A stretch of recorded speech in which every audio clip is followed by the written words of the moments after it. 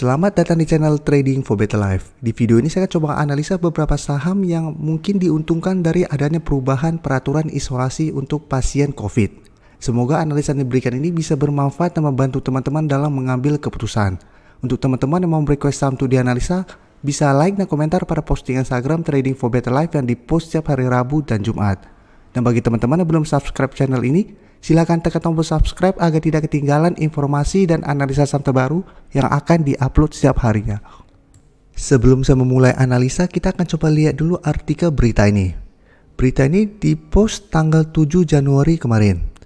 Dengan judul bisa kita baca, biaya pakai APBN semua pasien kasus Omikron harus diisolasi di rumah sakit. Jadi mengenai peraturan terbaru ini saya akan baca sekilas saja. Semua kasus dan konfirmasi varian Omikron baik yang bergejala maupun tidak harus diisolasi di rumah sakit. Dan pembiayaan ditanggung oleh APBN. Jadi untuk teman-teman ingin baca selengkapnya, saya akan taruh link di bagian deskripsi. Tapi bisa kita lihat, apabila memang peraturan ini benar-benar dijalankan, berarti semua pasien yang terkonfirmasi Omikron bergejala maupun tidak harus masuk rumah sakit. Harusnya berita ini merupakan sentimen positif untuk sektor kesehatan yang bergerak di rumah sakit. Sekarang kita akan coba lihat dulu grafiknya. Apakah memang ada potensi untuk bergerak naik minggu depan? Yang pertama bisa kita lihat Mika secara tren saat ini masih sideways. Dan untuk tren jangka menengah pun sebenarnya belum bagus karena masih kesulitan untuk naik di atas garis EMA 150. Untuk saat ini garis EMA 150 bisa kita lihat di sekitar harga 2390. Atau lebih gampangnya kita anggap 2400. Sedangkan untuk support terdekat saat ini masih di 2200. Dan bisa kita lihat dari bulan Agustus tahun lalu sampai saat ini harga 2200 masih kuat menahan penurunan dari saham Mika. Jadi setiap kali menyentuh daerah support ini Mika masih bisa bertahan dan rebound kembali. Sedangkan untuk garis EMA 50 saat ini di sekitar harga 2300. Untuk garis MACD pun bisa kita lihat saat ini masih bergerak sideways. Dan dari data broker summary bisa kita lihat ini memang terlihat IYP melakukan akumulasi dengan jumlah besar, tapi apabila hitungannya dengan rumus top 5 broker ini masih distribusi. Dan asing pun hari Jumat kemarin masih melakukan distribusi. Satu minggu terakhir ini pun asing terlihat mulai keluar dari saham Mika. Jadi dari data yang kita dapat, saya lihat Mika masih ada potensi turun mengetes harga 2200. Apabila teman-teman ingin spekulatif buy, bisa tunggu di sekitar 2200, bisa entry apabila masih rebound dari support ini. Dengan target take profit jangka pendek di garis EMA 50 apabila memang masih gagal break. Apabila berhasil break, berarti target berikutnya itu di garis EMA 150.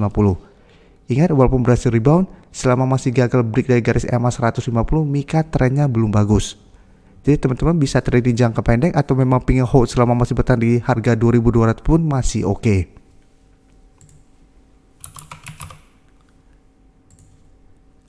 Sekarang kita coba lihat saham Hill. Saham Hill lebih bagus daripada Mika karena saat ini sudah berhasil naik di atas garis EMA 50 dan 150.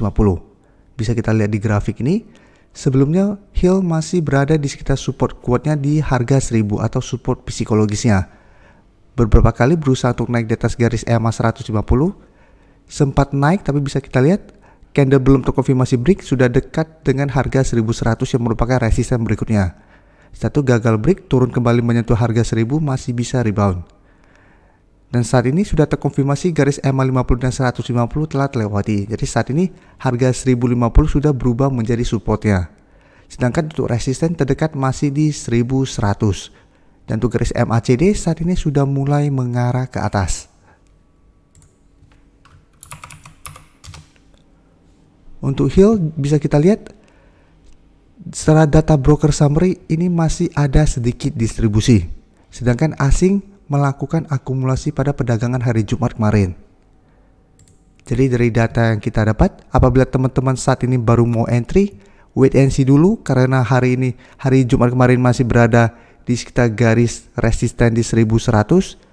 Wait and see apabila minggu depan berhasil break di harga 1100, teman-teman bisa entry dengan target jangka pendek di sekitar harga 1150 sampai 1200. Dan bisa kita lihat harga 1200 merupakan resisten kuat untuk saham Hill. Karena sebelumnya beberapa kali berusaha untuk break dari resisten ini gagal dan mulai bergerak downtrend. Atau apabila ternyata minggu depan gagal break dari harga 1100, teman-teman tunggu kembali di garis EMA 50 dan 150 ini. Apabila berhasil bertahan dan rebound, baru teman-teman entry untuk lebih amannya.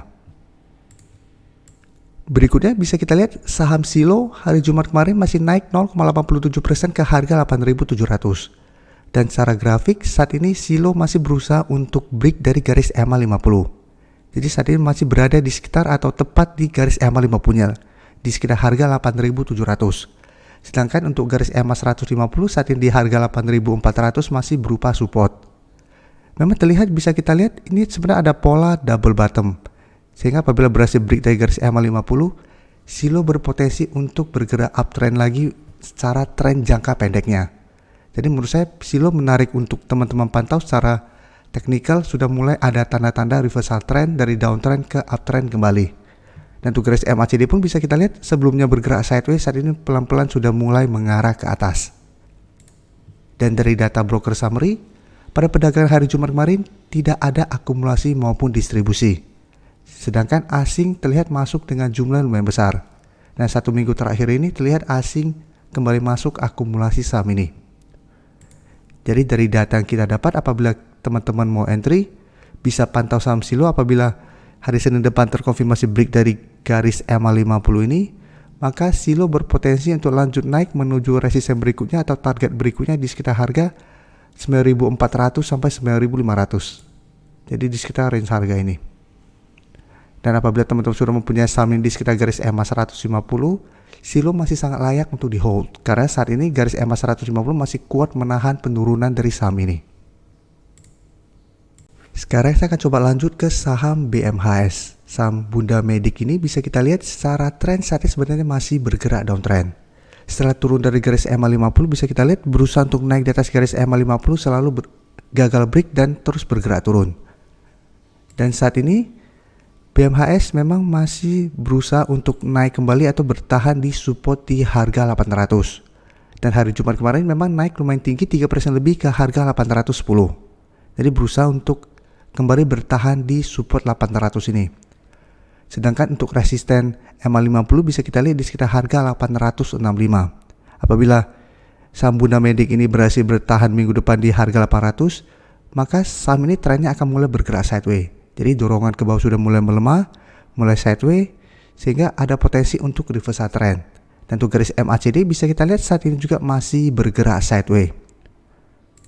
Dan dari data broker summary, jika kita lihat kenaikan hari Jumat kemarin terlihat ada sedikit akumulasi. Dan asing juga melakukan sedikit akumulasi. Setelah 1 minggu terakhir ini terus distribusi saham ini. Jadi dari data yang kita dapat, apabila teman-teman pingin spekulatif buy, sebaiknya tunggu kembali di sekitar harga 800. Dengan target take profit apabila masih bisa bertahan di sekitar harga 850 sampai garis EMA 50-nya.